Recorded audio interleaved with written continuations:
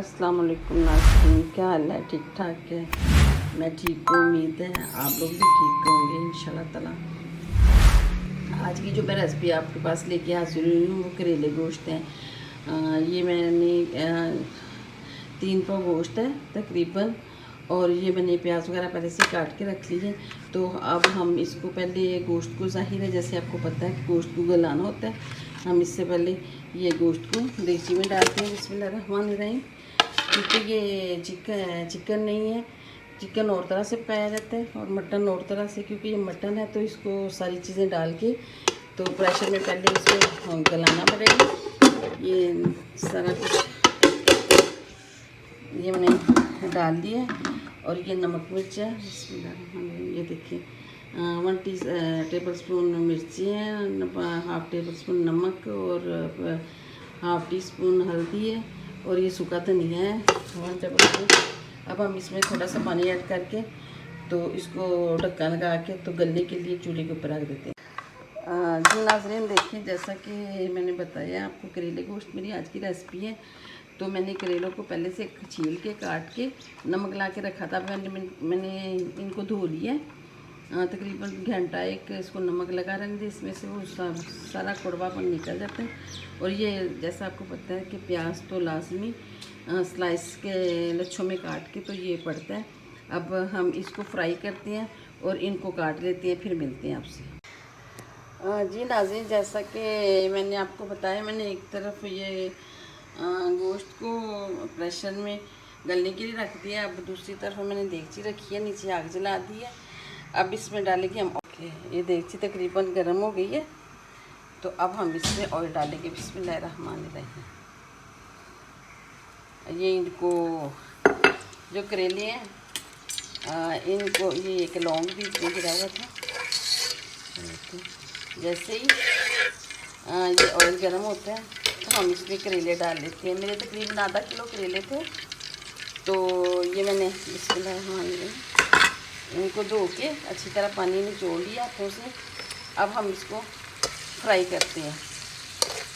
एक तरफ हमारा गोश्त हो जाएगा, एक तरफ ये हमारे करेले फ्राई हो जाएंगे। ये नाज़रीन देखिए हल्का हल्का पीक होना शुरू हो गया। ये देखिए, मैं जो भी आपको रेसिपी बताती हूँ मैं 5-6 अफराद को बताती हूँ, क्योंकि अमूमन घरों में इतने लोग ही होते हैं और इतना खाना ही बनता है। आप इससे ज़्यादा इसको डबल भी कर सकते हैं, तो जितनी आपके घर की ज़रूरत हो। फिर 1 किलो करेले भी बना सकते हैं, 2 किलो भी बना सकते हैं। मेरा ये आधा किलो थे, अब मैंने अपने घर के हिसाब से ऐसी बनाई है। देखो, इसको हरे हरे नहीं रहने देना, इनको ज़रा पिंक करना। थोड़ा जब पिंक होंगे ना फिर मैं आपको बताऊँगी कि कितना रखना है। कड़वे नहीं होंगे कभी भी। जितना हम इसको फ्राई करेंगे, पिंक करेंगे, हरे हरे रखेंगे, सब्ज़ तो ये कड़वे होंगे। कभी पका के देख लीजिएगा। ना दही डालने से डिश कड़वाहट ख़त्म होती है, ना टमाटर, ना कुछ भी डालने से कड़वाहट नहीं ख़त्म होती। सिर्फ इसकी कड़वाहट ख़त्म होती है। इसको फ्राई करें और पिंक करें, इसको सब्ज़ नहीं रखेंगे। देखें बाद लोग ऐसे ही इतना इससे भी ज़्यादा सब्ज़ रख लेते हैं। तो लेकिन ये देखें अभी बिल्कुल फ्राई हो रहे हैं, थोड़े हल्के पिंक ब्राउन से हो जाएंगे तो हम निकाल लें। ये नाज़रीन देखें ये ब्राउन से हो गए। अब इसको निकालते निकालते ये और ब्राउन हो जाएंगे। ये देखिए सब्ज़ नहीं रहे हैं, इतने आपने फ्राई करने हैं। आँच बंद कर दें, क्योंकि ये घी है, घी में निकालते निकालते भी हम इसको निकाल लेते हैं इसमें से। ये नाज़रीन देखिए माशाल्लाह से देखिए, ये मेरा ना मैंने वो गोश्त का प्रेशर का ढक्कना उतार दिया। ये देखिए गोश्त होना शुरू हो गया, क्योंकि पानी इसका बिल्कुल ख़त्म हो गया।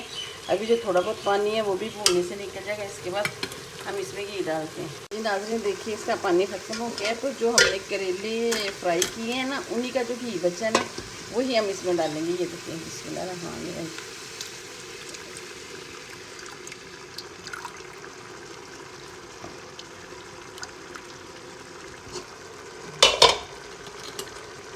इसी में हम ये गोश्त भूनेंगे। ये इस गोश्त को अच्छी तरह भूनना है पूरी तरह से। अगर ये नीचे से लगने लगे तो पानी का छींटा लगा लें, क्योंकि हमारी हांडी जो है, हमारा सालन जो है वो बेस भूनने पे ही इसका जायका निकलता है। या इसका नमक पूरा रखें, इसके बाद पहले भूनना, फिर इसका नमक। अगर बहुत अच्छी अंडी पकी होगी, बहुत अच्छा सालन पका होगा, उसका नमक सही नहीं होगा तो किसी काम की नहीं होगी। उसके बाद इसका भूनना है अच्छा। ये जिस तरीके से मैं आपको बता रही हूँ, ये प्योर हमारा लाहौर का तरीका है, इसी तरह हम बनाते हैं। ये नाज़रीन देखिए माशाल्लाह से मेरा ये बहुत अच्छी तरह भुना गया है। ये देखो गोश्त को इसने वो घी को छोड़ दिया। और इसमें एक और बात मैं आपको हमेशा जब बनाती हूँ, गोश्त पकाती हूँ या मसाला भूनती हूँ, बताती हूँ कि गरम मसाला आप जब गोश्त भून रहे हो, मसाला भून रहे हो, तो तब आप 1 चम्मच नहीं तो आधा चम्मच डाल दिया करें, क्योंकि ये बहुत अच्छी तरह से भून जाता है और खुशबू आती है। आपने कभी देखा होगा कि देगों वाले जो हैं वो भूनते हुए डालते हैं, पका के बाद में गरम मसाला नहीं डालते। ये देखिए आप ये भुना के अब हमने इसमें बिस्मिल्लाहिर्रहमानिर्रहीम जो प्याज काटा था, ये तो चला अच्छी था, वो मैंने डाल दिया। अब हम इसको मिक्स करते हैं, साथ ही इसके करेले डाल देते हैं।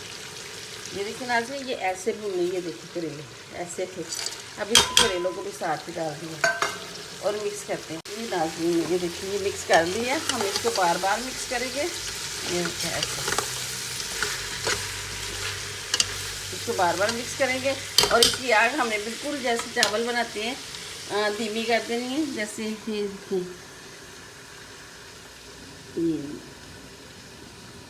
जैसे हम चावल दम पे देते हैं ना, ऐसे इनको हमने दम पे दे दिया जी नाज़रीन।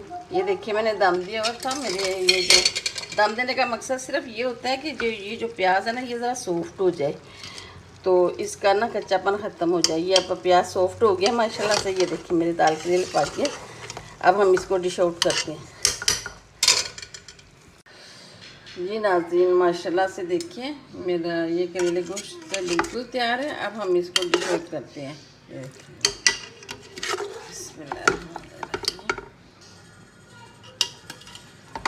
जी नाज़रीन बिस्मिल्लाहिर्रहमानिर्रहीम।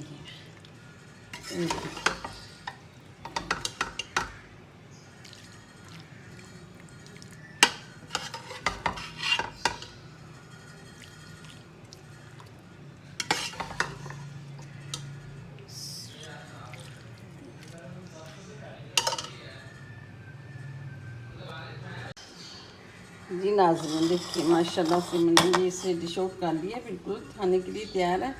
तो अब इसमें हरी मिर्च और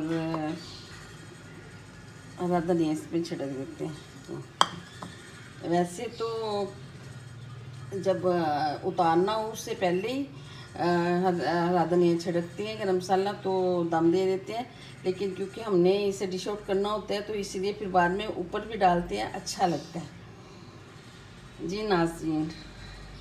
जी नाज़रीन देखिए मैंने ये डिश आउट भी कर लिया, ड्रेसिंग भी कर ली है। देखिए बिल्कुल बहुत मज़ेदार बने करेले। आप बना के इसी तरीके से बना के देखिएगा।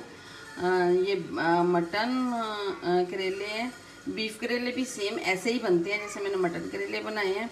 हाँ चिकन है उसका थोड़ा फ़र्क है क्योंकि चिकन को हमने अलग से जी नाज़रीन हम देखिए बड़े मज़ेदार बने हैं। जैसे मैं आपको बता रही थी कि इनका बीफ का और चिकन मटन का एक ही तरीका है, क्योंकि इनको गलाने के लिए हमें प्रेशर लगाना पड़ता है। और चिकन को वैसे ही भून लेते हैं, वो तो वैसे ही ज़ाहिर है आराम से भुना जाता है, गल जाता है।